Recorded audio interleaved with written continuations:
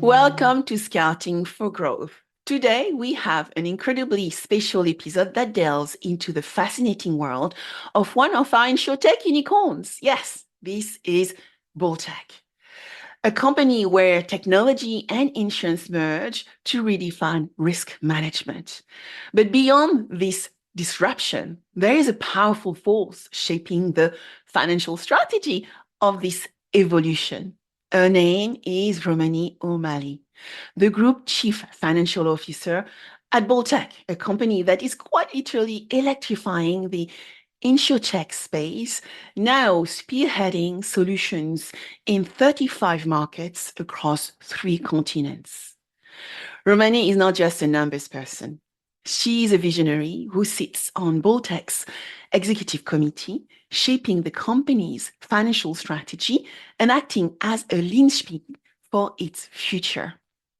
With over 2 decades of leadership and strategic finance experience, Romaney's impact reverberates through the boardrooms of the insurance industry's most respected names. From her formative years at giants like AIG, Liberty Life, and SwissRe, Romaney built a repertoire of professional experiences that few can match. Most impressively, she has maintained 12-year-long tenure at AIG, where she not only oversaw the UK's financial operations, but also played pivotal roles, like becoming the general manager for Belgium and Luxembourg and head of UK regions. But what makes Romaney exceptional? She's not confined to one role or sector. A diverse portfolio extends from insurance to reinsurance, from finance roles to capital and risk analysis, as well as strategy, even touching the realm of accounting and financial auditing. She is, without a doubt, a holistic strategist, uniquely equipped to guide Bolltech through the intricate labyrinth of today's financial landscapes. Yet, when the lights of the office dim and the hum of her calculator phase, Romaney finds solace and inspiration in the world beyond numbers. Whether it is planning an adventurous escape to a new continent or finding tranquility in the practice of yoga, Romaney embraces life as passionately as she does her work. In today's episode, we are set to explore a multitude of topics. First, the journey to the top. What were the critical turning points in Romaney's impressive career? Master strategist, how does Romaney approach challenging strategic decision at Bolltech? Industry titan, what is the inner fabric of company like Bolltech, but also traditional companies such as AIG, SwissRe, and GE Insurance? Romaney O'Malley is not just a name on Bolltech's organizational chart. You will see she's a force of nature in the InsurTech world, a professional who has mastered the art of financial strategy and yet finds time to master the art of living. Her journey from the world of consulting to leading finance in global firms is a tale of true ambition, unmatched skills, and unwavering commitment to growth. So without further ado, let's dive in and learn from one of the best in the industry, Romaney O'Malley. Romaney, welcome to Scouting for Growth.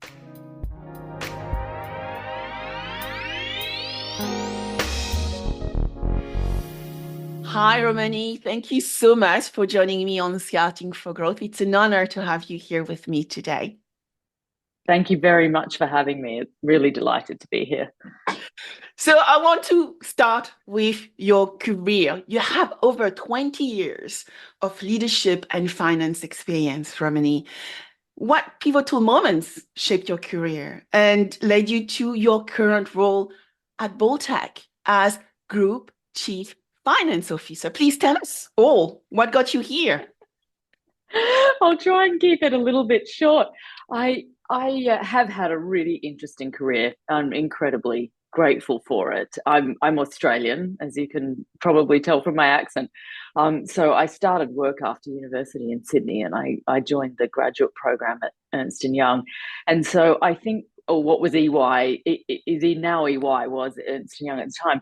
And I think one of the sort of first kind of pivotal moments, I think, for me was making the decision to move from Sydney to London. And part of the reason I did that was I had the opportunity to have a secondment to London for 6 months with EY to go and work on a client that was a big global client, but headquartered out of Australia. And what that allowed me to do was just see just the scale of the rest of the world and the size of the opportunity, in some of the other parts of the world. And Sydney's a magnificent place and a wonderful place to live. But, I was in the very beginning of my career and seeing just the scale of London financial services and the opportunities there is, what caused me to make the move. And that was obviously a big point in my career.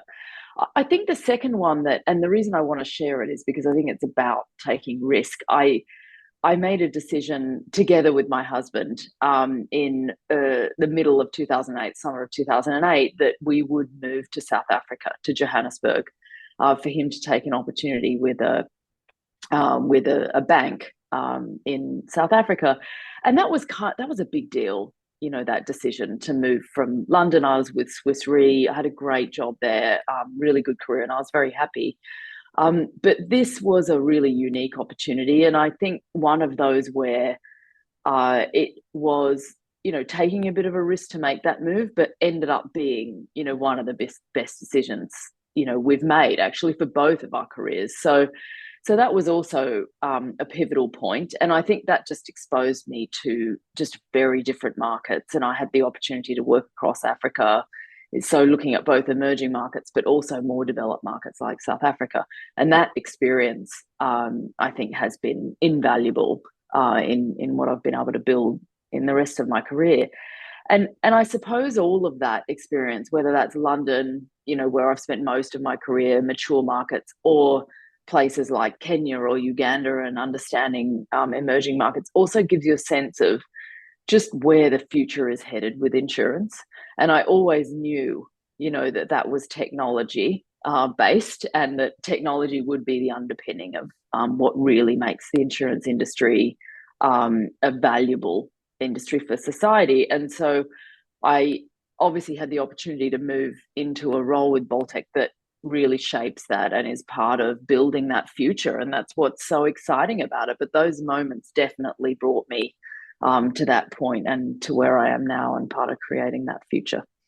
Congratulations.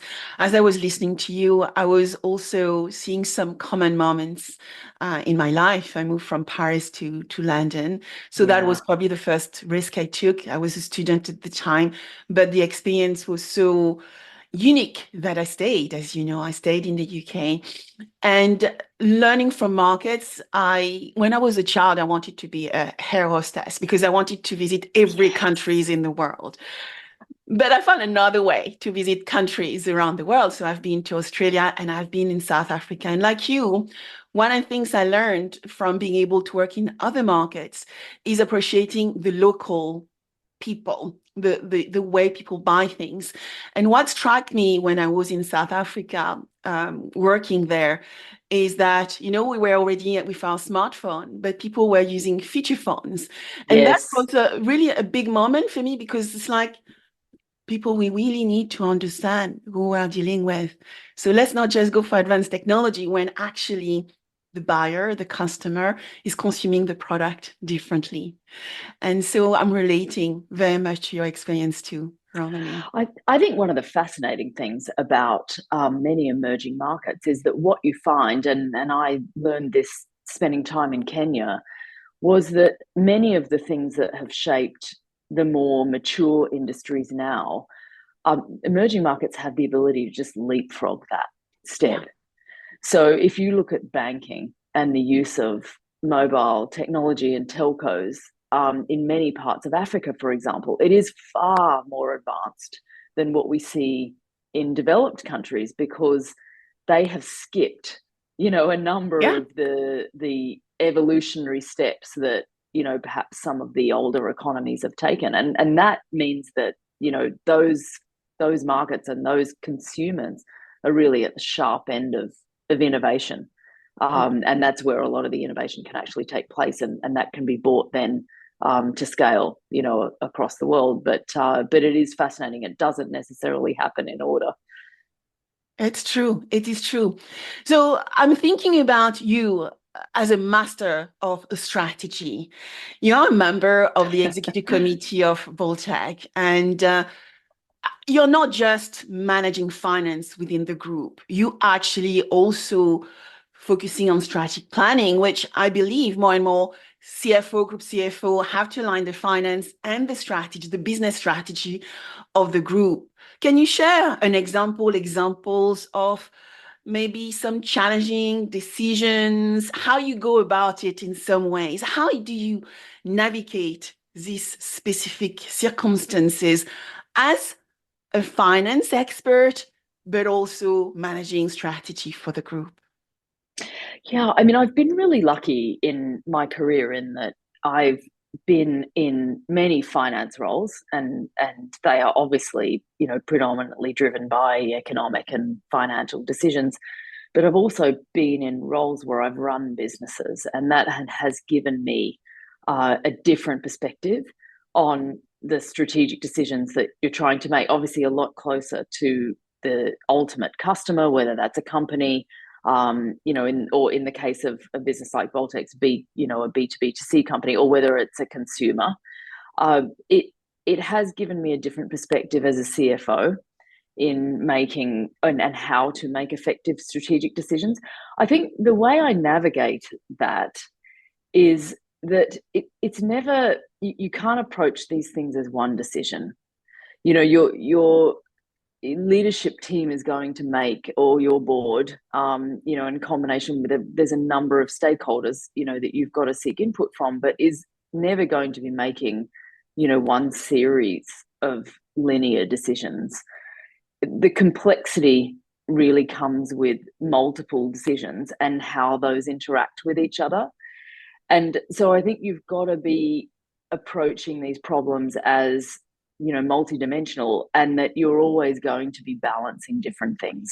Mm-hmm. The strategic decisions are essentially about trade-offs and maximizing the point, at which you can make sure that you're delivering, a number of different things to different stakeholders, without, getting out of balance, with one or the other. And I think it's true even of financial decisions. I could sort of lead a lot of the discussion to make to lead us to make financially optimal decisions the whole time. But if there's no customer or distribution partner really featuring in optimizing those decisions, then that's not going to be a sustainable path. So I suppose the way that I think about it, and the way I manage it, to give you an example, is balancing revenue growth with a path to profitability. For a company like ours, we could just grow, at the expense of everything else, and we would have an incredible growth rate, but we would pretty quickly, run into constraints with investors looking for how are we ultimately going to create value out of that growth. And secondly, cash. You've got to have, fuel in the tank to be able to fuel that growth.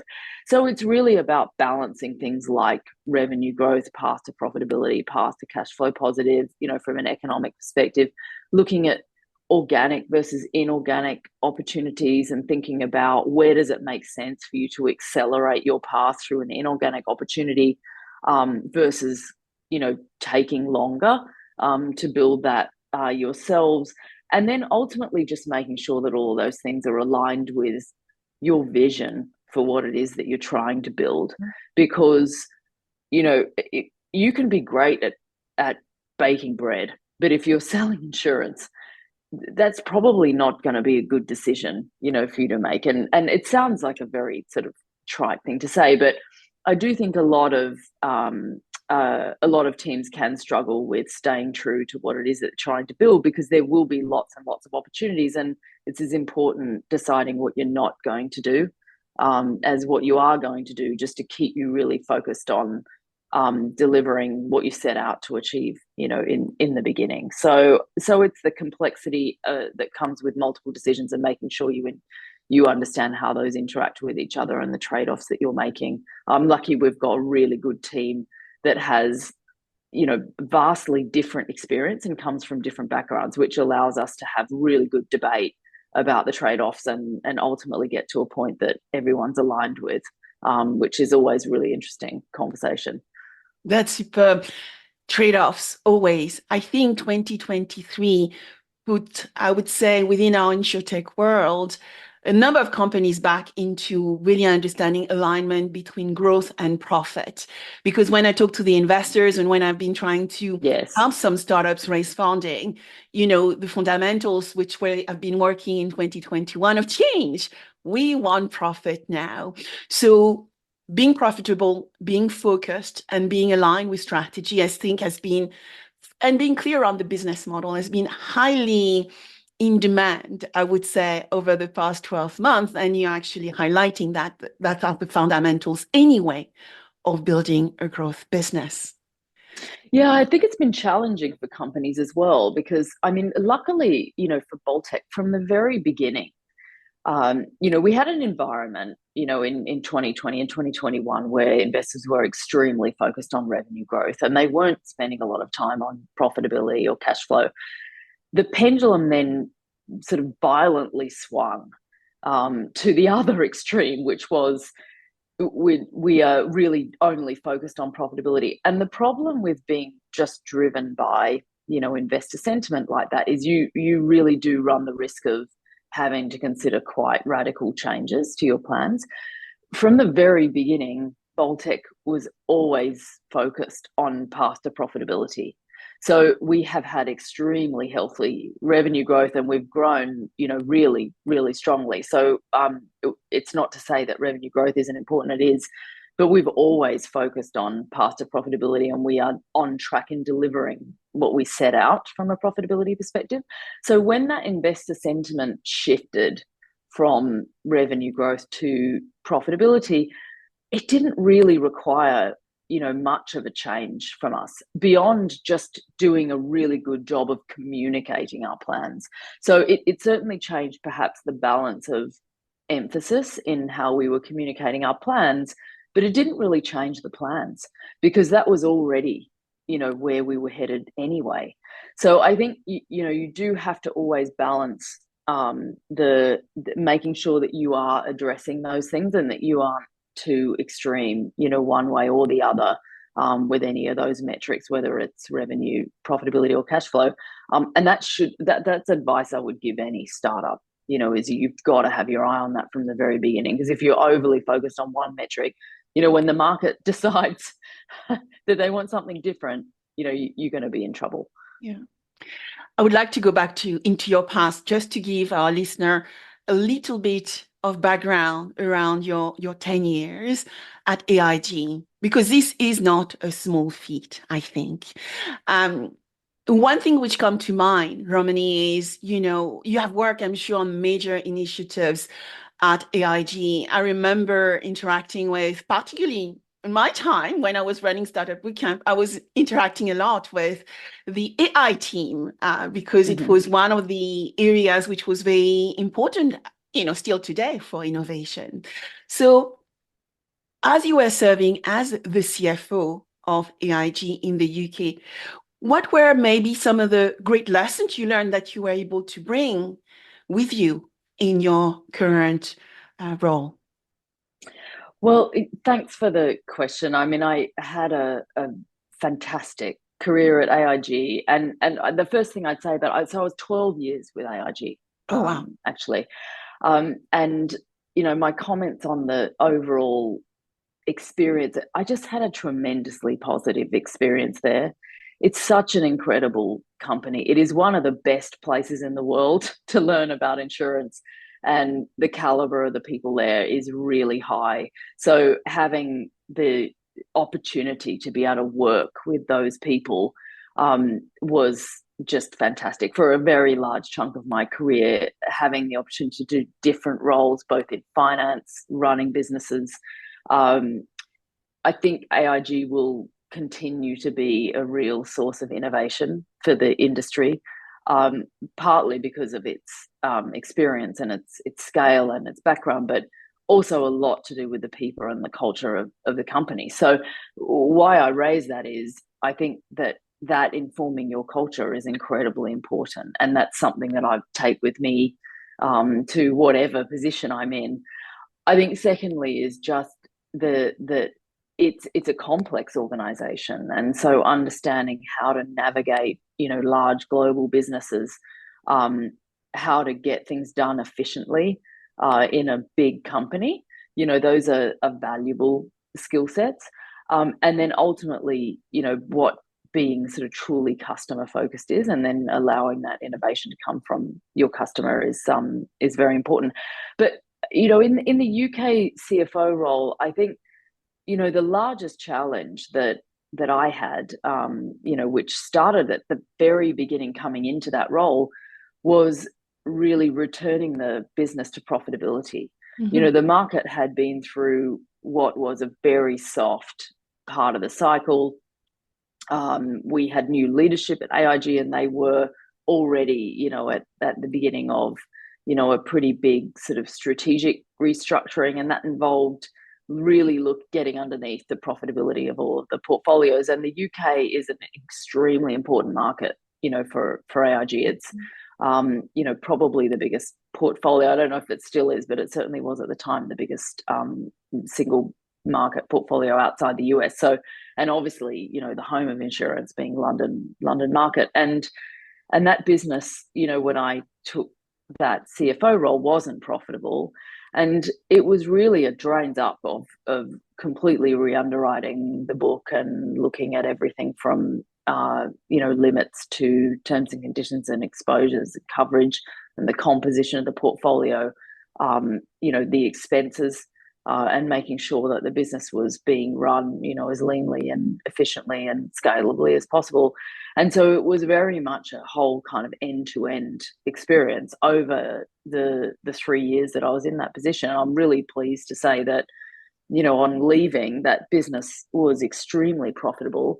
And if I was to guess, so without actually knowing the details of business performance, I would actually predict that it is even more profitable now, just because the underlying quality of it is so high. So having that experience of turning a business, that was losing money into one that is making a really healthy profit, was just a fantastic experience. And understanding, how value is created, what are the levers, that you can pull that are really going to make a difference to financial performance. Yeah. Because I think a lot of the time, people don't necessarily understand what those are, or they think that they are, one set of decisions when it's really something else.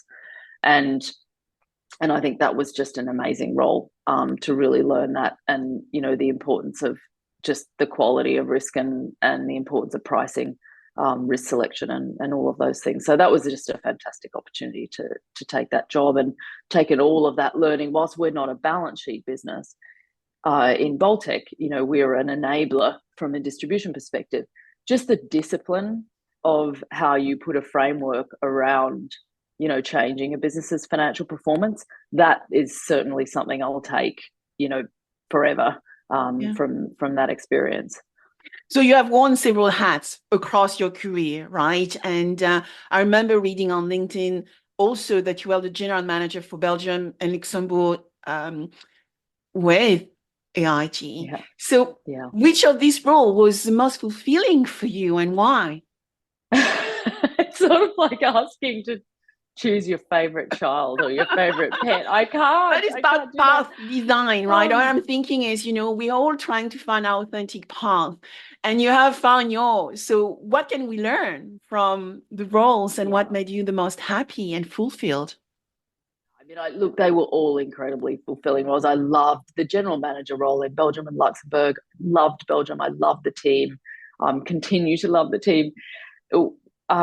equally the UK, my experience in South Africa, I think all of those were fulfilling because they were really different roles. Running a business is very different to being the CFO of a business, for example. And so it gives you very different perspectives. I think it's one of the things I'm always very deliberate about is making sure that whatever role I'm doing is that you're clear about that, is understanding what is that role asking for, and making sure that you understand how you're going to have an impact on the overall business, from doing that role, Yeah. and from doing it well. And so, for example, whilst I've had both CFO and general manager roles, they're very different, and what the role is asking of you is very different. And so I would say my way of working and the way that I you have an impact in each of those roles is very different. It makes you, what I've learned, I think, is getting clarity around what that particular role needs from you is really important, what the team really needs from you. And then, just being as sort of open and engaged as you possibly can. I think what I've learned from all of these things is that you're just never going to stop learning. And the best teachers, are probably the people that are around you, and the ones that you're interacting with every day. So playing to your strengths, but surrounding yourself with a team of people that are really good at the things that you're not so good at is really important. Don't hire into your own likeness. I think that's a mistake. You've got to almost actively find people that are very different to you, and then bring them together, to surround you with people that are perhaps good at the things where you're not so good at, but that also allow you to then really play to your strengths. So I learned that in all those roles. They've all been incredibly fulfilling, really interesting. And, I'm learning a whole new load of stuff in this role. And I mean, it's been 2 years in the role, and it has been, one of the steepest, most incredible learning curves I've had so far. But, I think it's always what you make of it, but understanding what it requires of you is job number one. And being really clear about that. So let's transition to Bolltech. So I'm going to tell you a little bit of a secret, Romany. I remember was it in 2021? I was advising a company who used to focus on finding tech talent for companies. And they sent me an email and said, have you seen this, Sabine? Do you know this Bolltech company who is already reached $1 billion, billion dollar unicorn status? I said, no, I don't know that. In 1 year. How can that be? So moving to Bolltech, moving from traditional insurance company to an InsurTech firm, right? We can talk about Bolltech as an insurance technology platform and InsurTech. What motivates you over there, Romany? What makes your life such an amazing experience working with the team? Well, I think you said it. One of the things that's really motivating is the team. It's such an incredible team over here at Bolltech. And one of the things that's made us so successful is the combination of both insurance knowledge and tech talent that we have at the company. I think the tricky thing with InsurTech is that, if you're very heavy in your team on insurance knowledge, you're going to have a really good handle on how the insurance industry operates and how that gets done. But you're not going to have the knowledge it takes to just truly innovate particularly around insurance distribution, and to be fast enough and agile enough to build that. And similarly, insurance is a complex regulated industry. If you've got purely tech people without a lot of insurance knowledge, you're going to be able to do things around the edges, but it's so complex. You're not really going to be able to unlock how to make scalable differences in how insurance is traded and how it's done. And so I think the combination of bringing together, insurance knowledge and tech people is a bit of Bolltech's secret sauce, I would say. I think secondly is a lot to do with the culture. I mean, there's three aspects that I really like about the culture. It's very transparent. So there's a real desire for everyone in the company to understand, the strategic objectives, what we're trying to deliver, and how we're doing against our plans. And I share a lot more widely and a lot more transparently with the whole team at Bolltech around that, perhaps than I have ever done. But it makes us really effective in, rowing towards the same thing.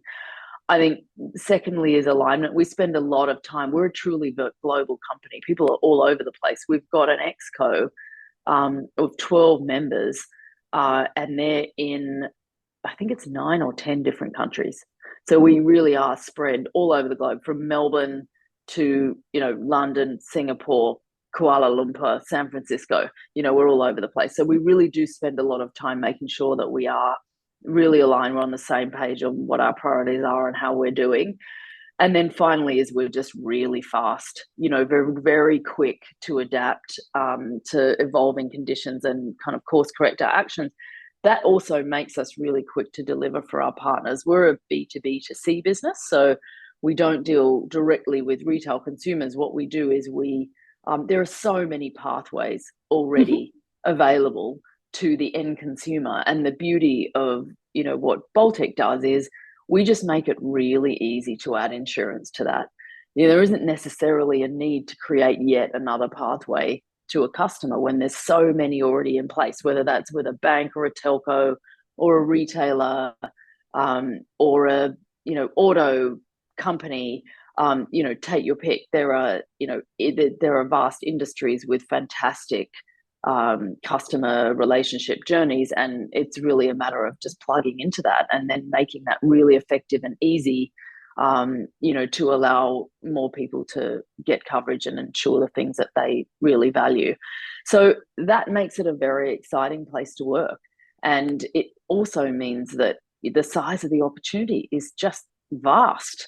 Yeah. That there is such an unmet need. There's such a huge protection gap. And coming back to what I was saying about Kenya, for example, this allows us to tap into potential distribution networks in those markets that are really underserved by insurance. So we can have a very big impact that also has a sustainability and an access to financial services element to it, which is really important, particularly for people in a lot of those emerging market countries. So it's just a really exciting place to be able to do that. And we are always changing. We have fantastic relationships with our distribution partners. So they are, we have just constant feedback loop going with them, that drives both improvements in what we offer, but also sources of new innovation and potential for what they want to offer their customers. And we love that. Makes it a very exciting place to work. That's super cool. I heard that, what is exciting is the ability to have an amazing culture to work around, but also being able to be transparent and enable people to get the information they need to make the right decisions, but also the speed, right, which is linked to technology, whether it's insurance and technology or industry and technology. Technology plays a big part in what we do every single day today. So Romany, when you look at your approach today at Bolltech, it's an organization with operations, I guess, across the globe. I read on the website, it's 35 markets, more than 35 markets, and across 3 continents, right? Yeah. Do you have to do things slightly differently? Are there challenges you need to address differently as well as you look at the scale of the company already today in such a short period of time? Yeah, it's a great question. I mean, I think that is the challenge. You want to make sure that you're building, a scalable business, but that is offering what customers really need in those markets. And I think it's a balance between those two things that is really important. So the first thing I'd say is that for us, it starts with the technology, and we have really unparalleled technology. And it's scalable technology. So it allows us to look at individually, what each of those 35 plus markets are really needing from the insurance industry and what types of coverage, what types of assets or experiences are really important to them that they need insurance for. And then we can use our tech, to be able to deliver that in a really fast, agile way. And it is very effective for us to scale the technology. I think that the other thing to take into consideration is that, as we see ourselves as an enabler, not as a disruptor.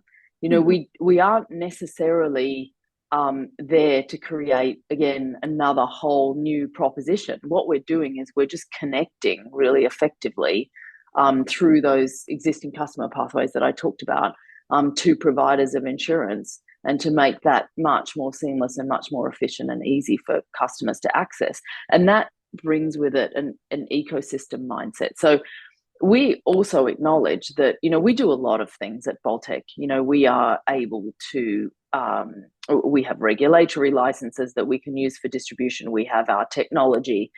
We have an extensive product offering. We've got a lot of carriers, insurance carriers providing product on our platforms. But we also recognize that sometimes we're not the best company to be either building or offering something. And so we're always in a partnership mindset. We're always looking for, not only for our distribution partners, but also capabilities. There are some amazing businesses out there that are really innovating in everything from, customer experience to product innovation to efficiency. And so we're always looking for partners to work within that broader ecosystem to help us. I think the other area is, again, just not forgetting that it's all about the tech. And our teams are really focused on leveraging new technologies in really strategic ways. So, I mean, we all know that AI is going to disrupt every aspect of the insurance value chain, right? I think that's not a controversial thing to say. We've always had AI built into our platforms from day one because we're a tech company. And so it's been really exciting to see how our AI capabilities are evolving, and that increasingly, we can provide deeper insights and much better decision making and really supercharge the changes to the solutions we're offering as AI develops. So that's a really exciting area. And then finally, we've got to do that in what is a really challenging financial environment, and make sure that, I'm sort of the big bad wolf in this sense, but keeping us true, from a financial discipline perspective, and making sure that we are really resilient so that we can weather, whatever the economic environment is throwing at us, and that we just stay really focused on a sustainable growth trajectory and our path to profitability. So, I think that I'd probably summarize it as making sure that we're always leveraging the technology, that we are innovating right at the front. So it's the 35 markets that are actually driving what they need from us, and that is truly local and in many cases customized, but that the scale of what you can bring allows you to deliver what they're asking for, in a really compelling way. And that's what we do. That's how we run the business day in, day out. That's incredible. I mean, it's exciting to hear as well, because we are going through a time of adaptability and change. And the insurance industry is going through significant change already over the past years. But you already mentioned it, AI, emerging technologies are coming out at pace. And so for me, it's about staying ahead, continuously staying ahead. How do you stay ahead of trends and adapt your strategies to fit this changing landscape? Yeah, that's a great question. We've got one of our values in the company is about outside-in thinking. And so we've always nurtured an environment of bringing outside thinking into the company, and we make it a real priority to stay on top of what's happening in the industry. One of the ways is through just staying very connected and plugged into thought leaders like this podcast, Yeah. and making sure we've got really good coverage with the different industry associations. We go to a lot of events, not only because we want to showcase what Bolltech is doing, but also because we learn so much. We don't leave any of those events without a large quantity of potential either opportunities or potential partnerships. I talked about the ecosystem, or having learned about something new that is happening. So we find that the investment of the time in just engaging, with all of the different players, that are currently part of that, the change that's going on, is an incredibly good return on our time. And it's also because that's where you can have perhaps some of the more multifaceted, more complex discussions about some of the more difficult problems that need solving for. And those always need more than just one or two participants. They need the entire value chain from the insurance world to be bringing people together to talk about how to solve for those things. So that's another way that we do it. We learn so much from our partners. So our distribution partners are just a huge source of both challenge and innovation and ideas for us. And many of those industries are really far ahead in innovating for their customers. And so, we can learn that, for the insurance industry and for our own, for our own product offering. And then, finally, I'd say, I think we also have a role, not only, it's not about staying abreast of it so much as creating it. We should be creating trends and some of these changes and strategies. So in one sense, yes, we're sort of staying abreast of it, but in another sense, we're driving it as well. And we're kind of creating that future. So that's exciting. Yeah. And it's important as for leaders like, yourself and Bolltech to actually explain to our industry, which is insurance, that times, are moving at pace.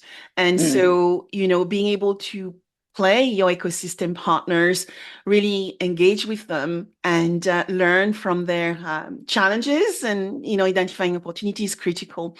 I'll tell you, when I started the podcast, I wanted to solve for a problem which was probably related to what we call corporate venturing.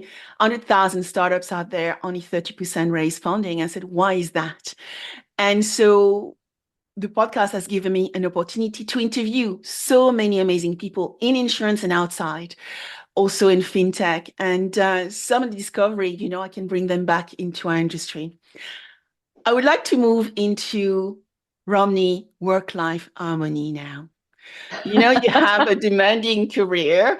You're on plane, I'm sure, a lot as well. So how do you do, what do you do to relax?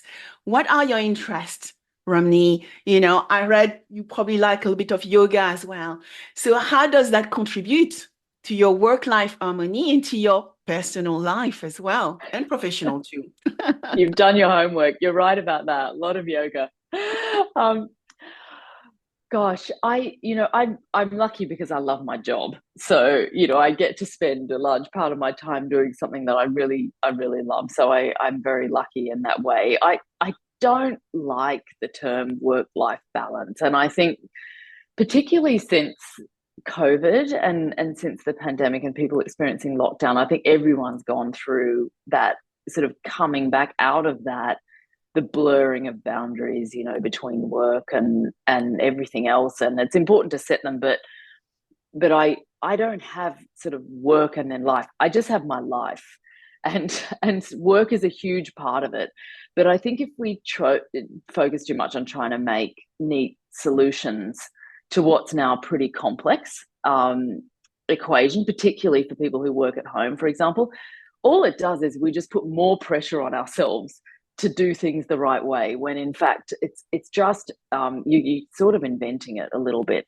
So I think the answer is really individualized, and so I'll talk about my experience, but I'm also quick to say that what works for me, is potentially impossible, for the next person.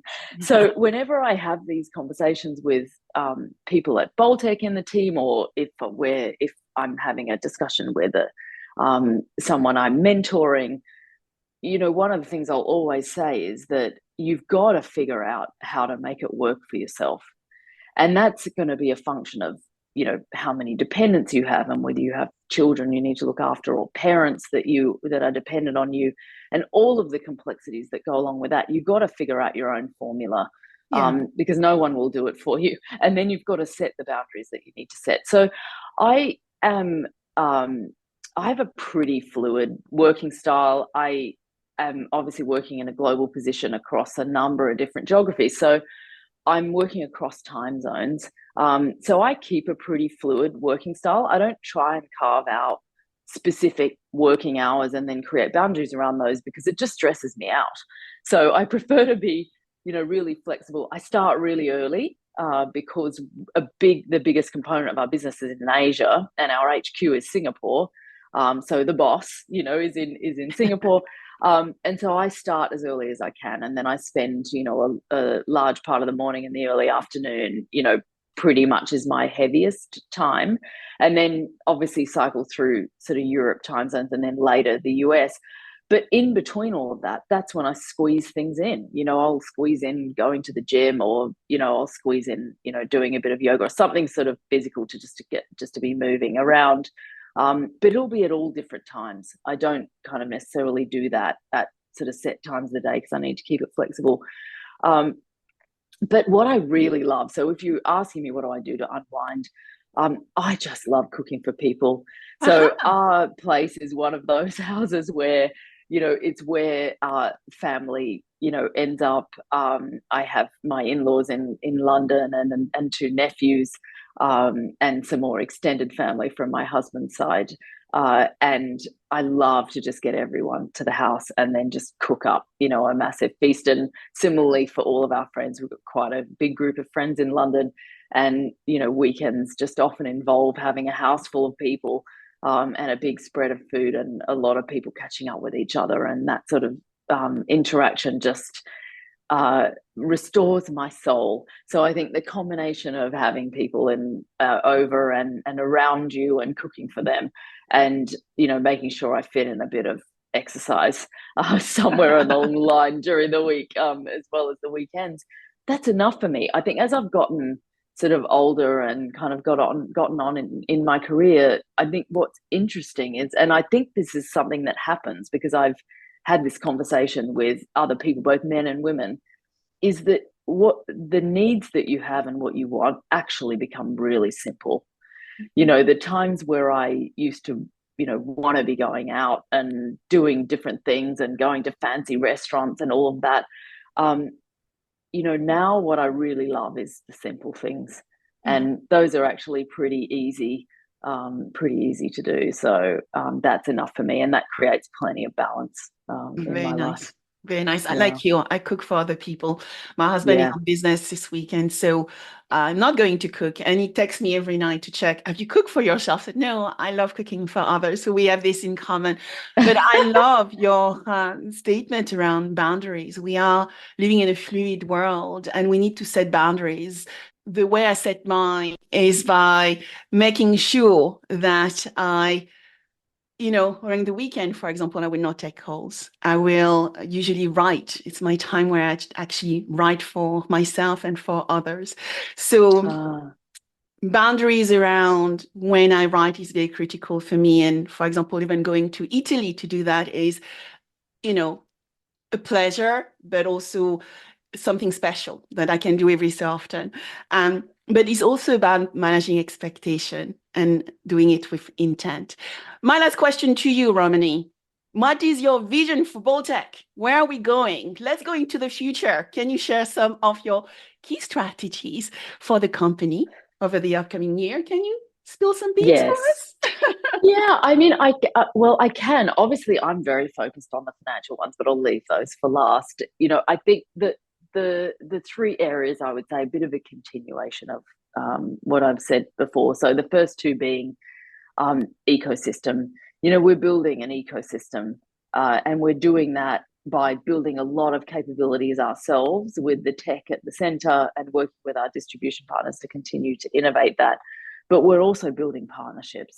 And I think the stronger, we can build an ecosystem just across the opportunity in InsurTech, the more effective insurance industry we're going to have at the end of the day. I think secondly is just fully embracing the possibility of all of the technology that is evolving now is incredibly exciting. We will be right in the middle of that, and artificial intelligence is obviously core to that, and really harnessing the opportunity that brings. And I would go so far as to say to every single aspect of your business. So we will be heavily focused on that the coming years, not only obviously this year, but also beyond. And I think that will drive a lot of the future of Bolltech. And finally, is for me, I've got to have this in there. Is just delivering on our value creation on the financial fundamentals. I'm really delighted to say that we hit a big milestone in 2023. In December, we had our first positive EBITDA month as a company, which is massive. So having such high growth year on year, but also to be able to turn the corner around profitability and get into being, what will be for the 24 year, a full year of EBITDA profitability is really exciting. So staying true to the financial fundamentals, but, really just living and breathing everything that technology is bringing to the industry is what's in our future. Very nice.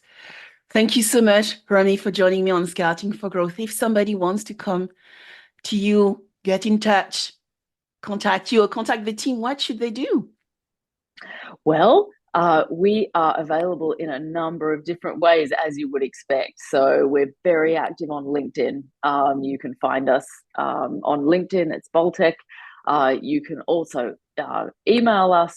We're on pretty much all of the social networks. We're really easy to find. You can always do the old Google, or you can get in touch through the podcast and drop us an email that way. So very happy to share any further information about Bolltech and what we're doing, or if anyone's interested in partnering with us, we'd be delighted to hear from them. Thank you so much, Romaney, for joining me today on Scouting for Growth. Thank you so much for having me. It's been I've really enjoyed our conversation. Thanks so much, Sabine.